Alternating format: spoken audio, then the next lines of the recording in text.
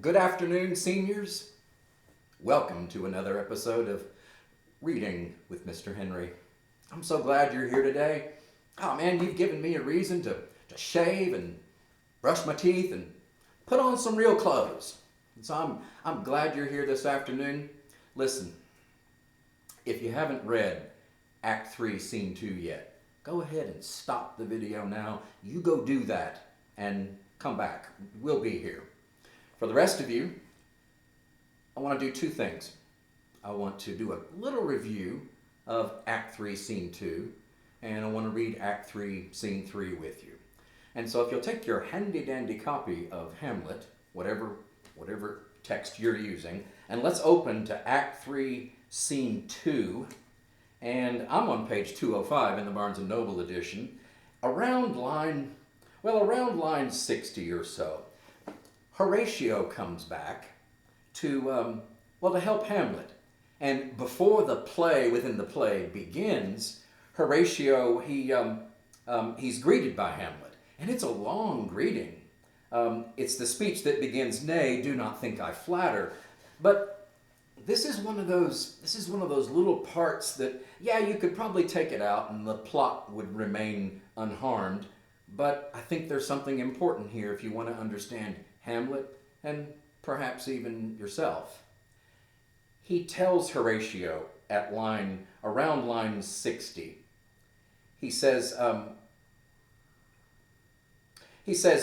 line 59, "Since my dear soul was mistress of her own choice," side note, since my soul had the authority to make her own choices, okay, "and could among men distinguish her election, her choice, the soul's choice, she hath sealed thee for herself." He's talking to Horatio. "For thou hast been as one in suffering all that suffers nothing." Look at side note 4. "Like a person experiencing all hardship who calmly manages to tolerate them all." As one in suffering that all that suffers nothing, a man that fortunes, buffets, and rewards has taken with equal thanks. And blessed are those people like Horatio. Blessed are those people whose blood and judgment. Now stop. Blood. It's often a metonym or a symbol for passion, for feeling, for emotion. And then there's judgment. And then we're talking about reason. And so, blessed are those whose blood and judgment are so well co-meddled. Well, we got a side note for that. Mixed together. Okay, see, that side note wasn't even worth reading because that's obvious. Okay. Whose blood and judgment are so well co-meddled that they are not a pipe for fortune's finger to sound what stop she please. Side note 6. That they cannot be swayed by the vicissitudes of fortune, the changes in fortune. Literally, they are not a pipe on which fortune can play any note she chooses. And so he says, "Give me that man that is not passion's slave, and I will wear him in my heart's core, aye, in my heart of heart, as I do thee." Hamlet is praising a quality in Horatio. And often when we seem almost envious of someone, when we're praising someone, those things that we're praising are the very things that we would like to have. And he is praising Horatio's equanimity in life, where no matter what's happening in Horatio's life, be it good or bad, Horatio is not blown back and forth by the whims of fortune or by his own passions. He seems someone who is kind of even-keeled, and Hamlet admires that because he knows that he doesn't really have that quality.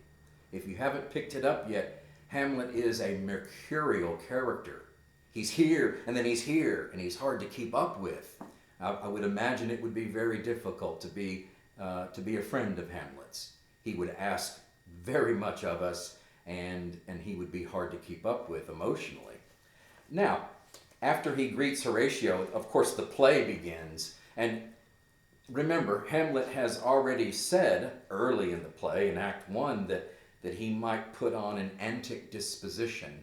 And we've seen him behave in odd ways, and certainly he is nearly manic before the play starts, and that may be part of his act. But it also, I think it's legitimate. He's excited about what the play has to offer, because remember, this play is, well, it's what he calls the mousetrap, where he aims to verify or validate what the ghost told him. And so he's excited about this.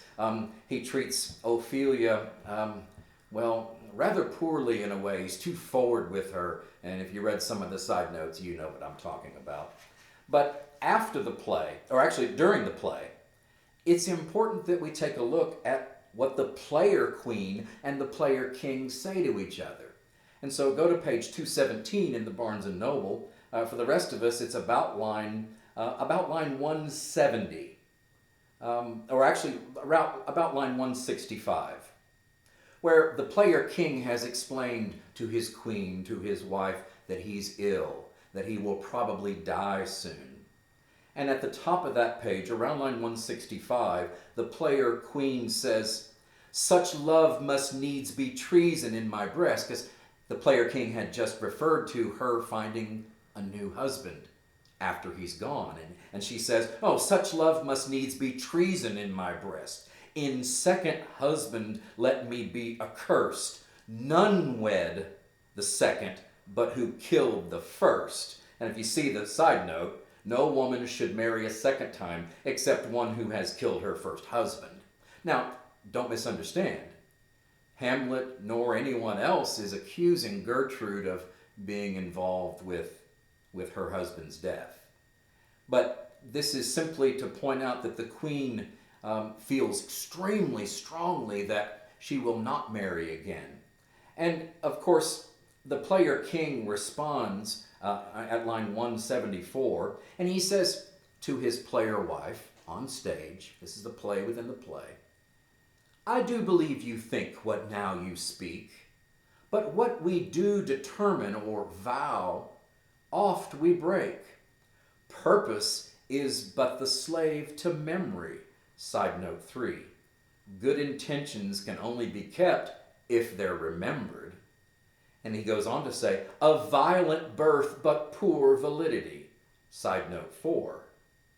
Robust at first but with little stamina. In other words, our vows, our promises, our motivations sometimes become weaker over time. And he explains that a few lines down. He says, "Most necessary 'tis that we forget to pay ourselves what to ourselves is debt." And it's a nice figure of speech. Side note 5 says that we forget the promises we've made to ourselves. And then here's why we forget them. "What to ourselves in passion we propose, the passion ending, doth the purpose lose. The violence of either grief or joy, their own enactures with themselves destroy." Side note 6 says extreme feelings of grief or joy, once they cease, they undo the actions made in their grip. In other words, the things that we often swear to do, vow to do, promise to do, under some extreme feeling like grief or joy, well, once those feelings fade, as most feelings do, once they fade, the promise or the vow kind of fades with it. Now, here's the irony. Doesn't Hamlet find himself in a similar circumstance? When he sees the ghost, many scenes earlier, he swears to the ghost that he will drop everything and enact revenge on Claudius. And yet, now some time has passed and he hasn't found himself doing it yet. Perhaps because some of that passion has faded already. So it's interesting how these players in the play within the play, their speech is quite relevant in more than one way to the play that we're reading. Okay, so finally we go to well, we go to the end of the play, and of course the play enacts how Claudius had killed King Hamlet. And of course, imagine being Claudius. Nobody knows what you've done. You've gotten away with murder, literally. And all of a sudden you see enacted in front of you the very way that you had enacted that murder. And it's got to freak him out. And so yes, around page 323, around line 250, after the enactment of that, Ophelia notices, "The king rises." Gertrude, "How fares my lord?" Polonius, "Give o'er the play." And Claudius says, "Give me some light, away." Now, it's interesting. Why does he call for light? Well, yeah, to stop the play, certainly. But I think there's a symbolic or even a metaphoric meaning of give me some light. You see, Claudius has been dwelling in darkness.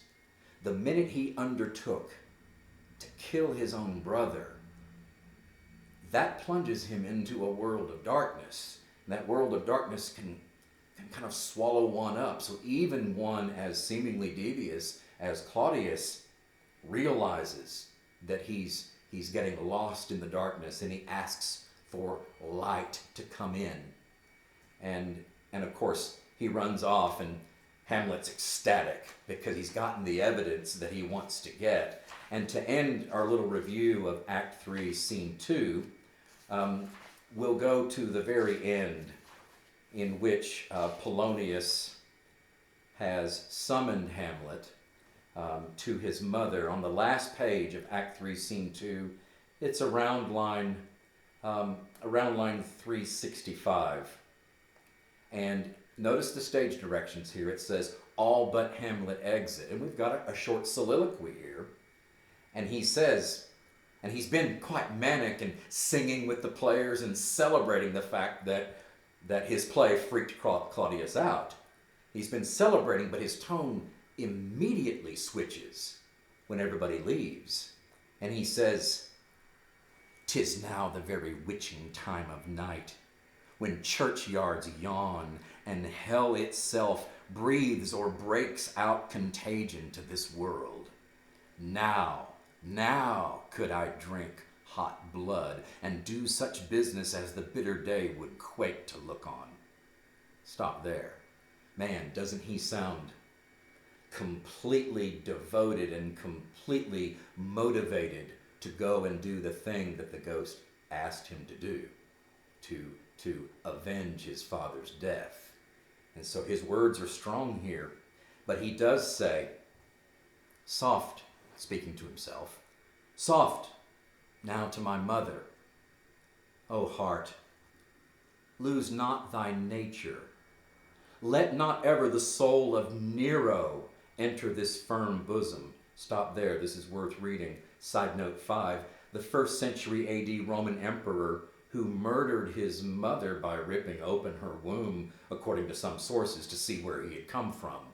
He's saying, let not the soul of Nero enter this bosom. Let me be cruel, but not unnatural.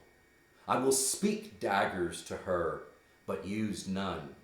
My tongue and soul in this be hypocrites.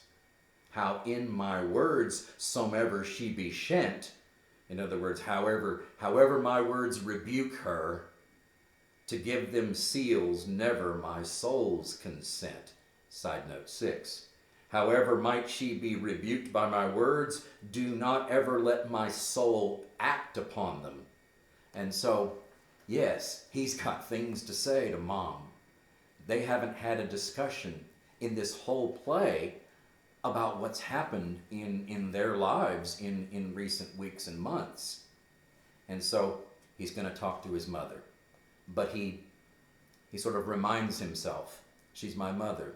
I will not harm her, but I will tell her what I think.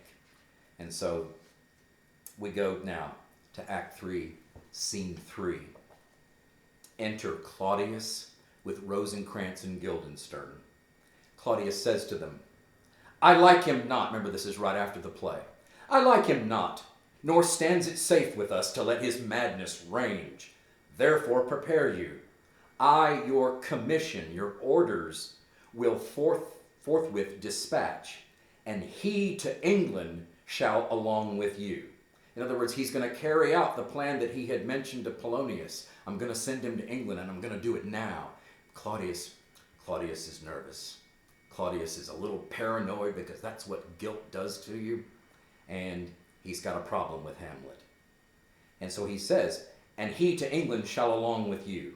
The terms of our estate may not endure hazard so near us as doth hourly grow out of his brows. Guildenstern says, we will ourselves provide. Most holy and righteous fear it is to keep those many, many bodies safe that live and feed upon your majesty. In other words, he's validating, as he will, because he's kind of a suck-up, he's validating what Claudius wants to do. Rosencrantz validates it even more so when he says, the single and peculiar life is bound with all the strength and armor of the mind to keep itself from annoyance, but much more that spirit upon whose wheel depends and rests the lives of many. In other words, the king's not a normal person. Most people would try to take care of themselves, but the king really needs to because the kingdom depends on him. He goes on, he says, the cess of majesty dies not alone, but like a gulf doth draw what's near it with it, or it is a massy wheel fixed on a summit, kingdom is, or kingship is, of the highest mount, to whose huge spokes 10,000 lesser things are mortised and adjoined, which, when it falls, each small annexment, petty consequence, attends the boisterous ruin. Never alone did the king sigh, but with a general groan. In other words, again, he's validating, yes, King Claudius, you are responsible for the whole kingdom, and so you must do that which you feel you must do. And of course, Claudius didn't need their approval. They're just two underlings. Nevertheless, he tells them, arm you, I pray you, to this speedy voyage, for we will fetters or chains put about this fear, which now goes too free-rooted. And the two of them, we will haste us, and they exit. Polonius enters. Now remember, again, this is right after the play, right after all the hubbub. Polonius enters to check on his king, and he says, my lord, he's going to his mother's closet. Behind the arras I'll convey myself to hear the process. Once again, we have Claudius offering to eavesdrop. I'll warrant she'll tax him home. Look at side note 1 with me. It says, I guarantee she'll reprimand him thoroughly. And, as you said, and wisely was it said, 'tis meet that some more audience than a mother, since nature makes them partial, should o'erhear the speech of vantage. Side note 2. It just means in addition to. So he's saying, mothers can be a little soft, perhaps, on their children, and so I'm going to hide and overhear the conversation. Fare you well, my liege. I'll call upon you ere you go to bed, and tell you what I know. Well, thanks, dear my lord. And Polonius exits. Well, look, Polonius was the only one on stage with Claudius, and so what do we have here? Claudius gets a soliloquy. Oh, my offense is rank. It smells to heaven. It hath the primal eldest curse upon't. And you can see the side note here, side note 3, the first curse, which God placed upon Cain for having murdered his brother Abel. And so an allusion back to the very first murder of Abel by Cain. And so he says, pray can I not, though inclination be as sharp as will, side note 4, though I feel a natural impulse to pray as strong as my desire to do bad things. Claudius wants to pray. Why? because he's feeling the burden of guilt, the burden of conscience, and he would like to ease himself of that conscience, of that guilt. None of us like to feel guilty. And so he's looking for a way to get rid of the guilt. Watch what happens. So again, he says, "Pray can I not, though inclination be as sharp as will. My stronger guilt defeats my strong intent. And like a man to double business bound, I stand in pause where I shall first begin, and both neglect." So he wants to pray, but he doesn't mean it, and he knows he won't mean it. And it puts him in between a rock and a hard place. It puts him in the middle. Watch. He asks, "What if this cursed hand were thicker than itself with brother's blood? Is there not rain enough in the sweet heavens to wash it white as snow?" He's looking for a way to get rid of that guilt, to wash it away. And then he asks, "Whereto serves mercy but to confront the visage of offense?" Look at side note 7. He asks, why does mercy exist at all if not to confront and pardon even the worst sin like murder? And so he's asking himself these questions. And again, these are, when we ask these questions of ourselves, it suggests a certain confusion.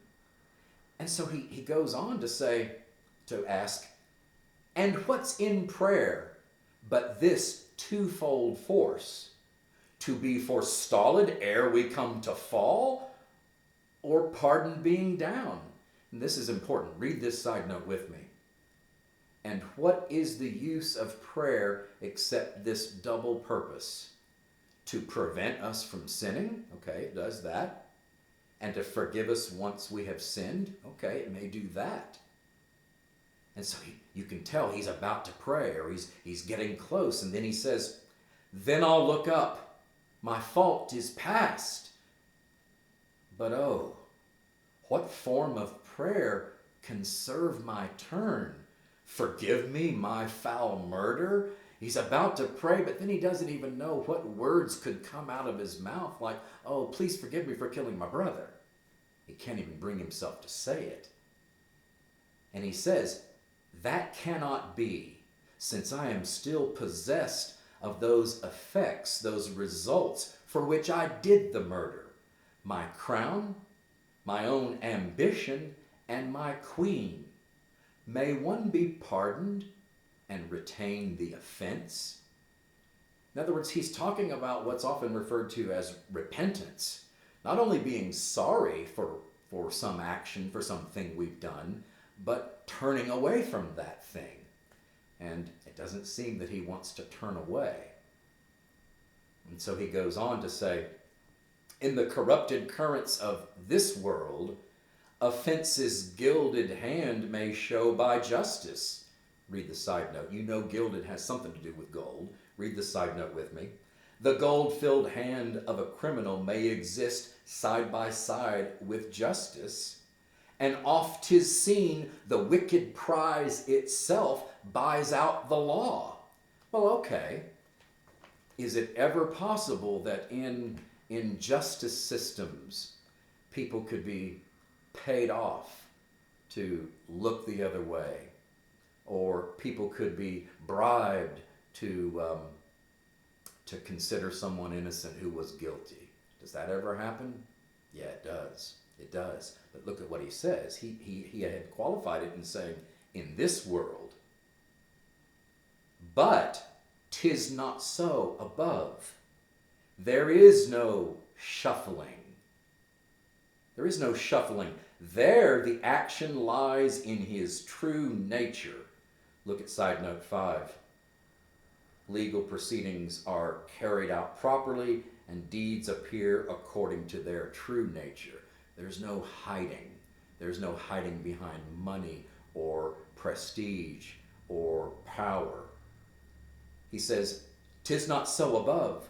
There is no shuffling. There the action lies in his true nature, and we ourselves compelled, even to the teeth and forehead of our faults, to give in evidence." Side note 7. We are compelled to testify against ourselves. What then? What rests, or what remains? Try what repentance can. Yes. What can it not? Yet, what can it when one cannot repent? Oh, wretched state! Oh, bosom black as death!